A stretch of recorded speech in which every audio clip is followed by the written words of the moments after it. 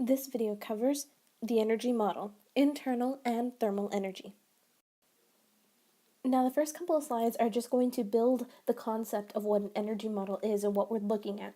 This you don't necessarily need to write down, but just follow along and listen. A system can be whatever you define it to be. In problem solving, it is the object the problem is dealing with. In our last video, we mentioned internal energy. Internal energy is the total energy of the system. This involves the macrokinetic energy. What that means, this is the kinetic energy of the entire system moving as a unit, and it's a kinetic energy we are familiar with so far. Macroscopic means it's large enough to observe. It's also made up of the total potential energy contained in the system. Now, the internal energy can be thought of as a system's total potential energy. Now, for the most part, the sum of the internal energy is represented by W, so we can replace it here. Now we know that there are a lot of different potential energies. The system could have mechanical potential energy, which is gravitational, like we've seen, or spring potential, like we've also seen. But the system can also have thermal energy, chemical energy, nuclear energy, electrical energy, or other types. Now the part that we're concerned about for thermal physics is thermal energy, represented by E, lowercase th, for thermal. This thermal energy has to do with the vibration of atoms and molecules. This is an energy of motion and is a type of a kinetic energy. Now, this form of kinetic is microscopic and not visible to the eye. Now, the total internal energy is impossible to determine. Fortunately, we are only concerned with the amount of energy we can get out of the system. As a result, we are more interested in the change in energy. So if we look at all these individual changes, thermal physics involves keeping every other type of energy the same, and all we're looking at is a change in kinetic energy, microscopic. So if we keep all the other energies the same, then we have zero change in all those other types of energies. So all we're left is that our total, or a change in internal energy, is equal to our change in kinetic energy, microscopic, which we see here. Now there's different ways that we can change the internal energy of a system. By that, we need to change the kinetic energy of the molecules. We know that if we add heat to a system, it's going to raise the temperature of that system. So if we raise the temperature, we are increasing the kinetic energy of the molecules, which you see over here. Now, another way that you can increase the kinetic energy of the molecules is by doing work onto the system. So here you see a picture of a spinning panel that's placed in water. Now, if you rotate this panel, it does work on the water. It applies a force over some distance. Now, that's going to increase the kinetic energy of our system, also raising the temperature. Again, for this piece, you don't need to write it down. We're going to show a summary in just a little bit, but again, just follow along. So work done on the system. If we push a force through a distance, like we saw in that previous example, on the system, we add energy to the system, therefore increasing the internal energy. So if you do work onto the system, you're increasing the internal energy, which you see here. The work done by the system. Now that's if the internal energy of the system forces through a distance, outward on the environment, then energy is lost from the system, decreasing internal energy. Since the system does this on its own, it is the work done by the system, which again you see here. So if the system does work, it is a decrease in internal energy. Again, the other example was to add heat. This is another form of energy transfer in and out of the system. Now the way heat is transferred is, let's say that you have two insulated containers. Here we show it as system 1 and system 2.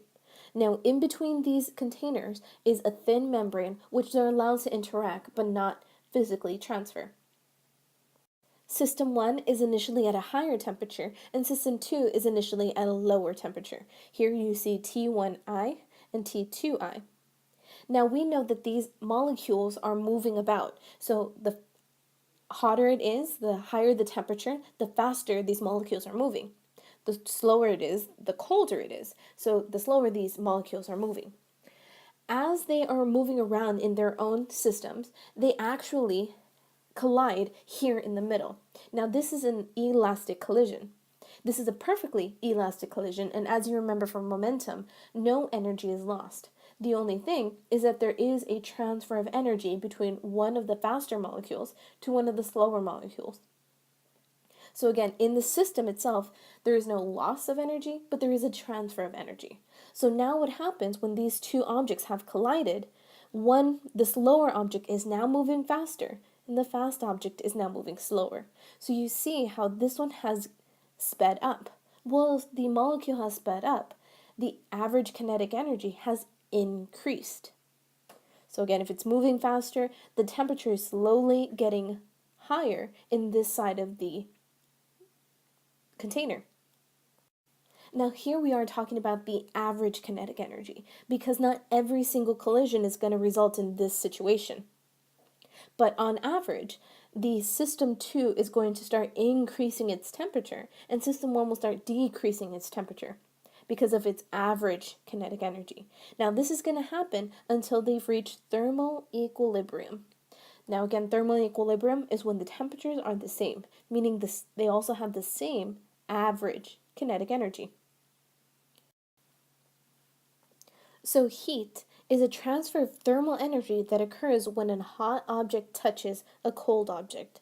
And again, heat is always moving from hot to cold. Now with this, we can talk about heat reservoirs. Heat reservoirs are objects containing thermal energy that is so large that when it comes into contact with another object, its change in energy is negligible. Reservoirs have the same constant temperature. So a hot reservoir is a large hot object that touches the system, adding heat to the system without decreasing its own thermal energy. This you can think of as a flame. As you apply a flame to, let's say, a pan, then heat is being transferred from the flame to the pan, but the flame is a hot reservoir. It doesn't really see a decrease in its own thermal energy. A cold reservoir is a large cold object that touches the system, removing heat from the system without increasing its own thermal energy. Same thing like a large ice cube. If you put some very, very large ice cubes to, let's say, a hot cup, then you do see some of that energy being transferred, but because the ice cube is so large in comparison, then you don't see that decrease in internal energy. Now this picture is very important for you to write down. Here you can see that the change in internal energy is going to be equal to the work plus the heat. Now here on the left-hand side, you see examples of energy in. So if we do work on the system, meaning the work done is positive, then we are increasing the internal energy. If we add heat to the system, meaning the heat is also positive, we are also increasing the internal energy. If we take energy out, that means it's going into the environment. Then that is work done by the system, meaning the work done is negative.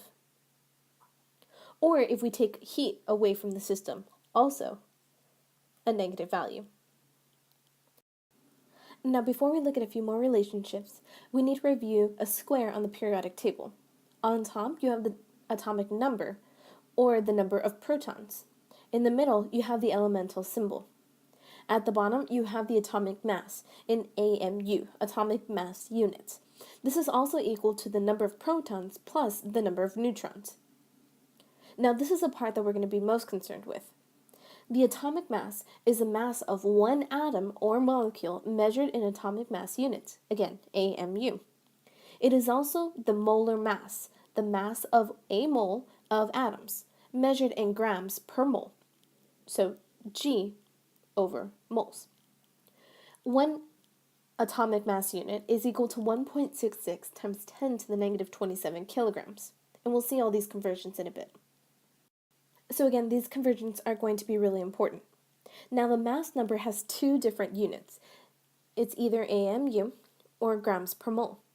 The same number has both units. Now if you're working in AMUs and you want to convert to molecular mass, which is the mass per molecule or atom, then you simply multiply it by 1.66 times 10 to the negative 27 kilograms. And what you're left with is mu. Again, we are seeing the Greek letter mu. Here it's going to represent molecular mass in kilograms. Again, the same mass number has units of grams per mole, and we normally work with kilograms. So we simply divide by 1,000 to get molar mass, which is kilograms per mole.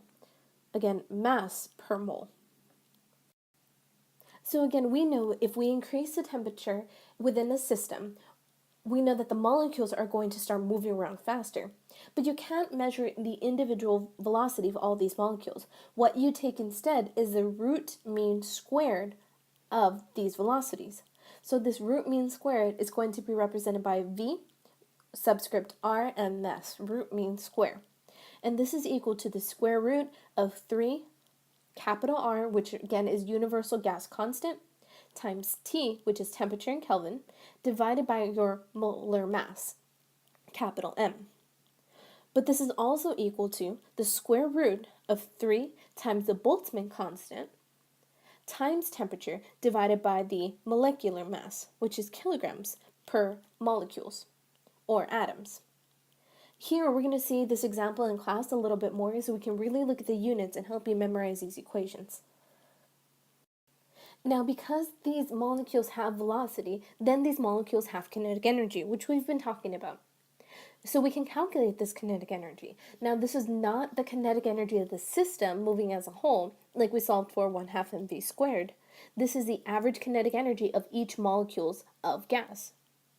So here, our kinetic energy is going to be equal to 3/2 times our Boltzmann constant times our temperature in Kelvin.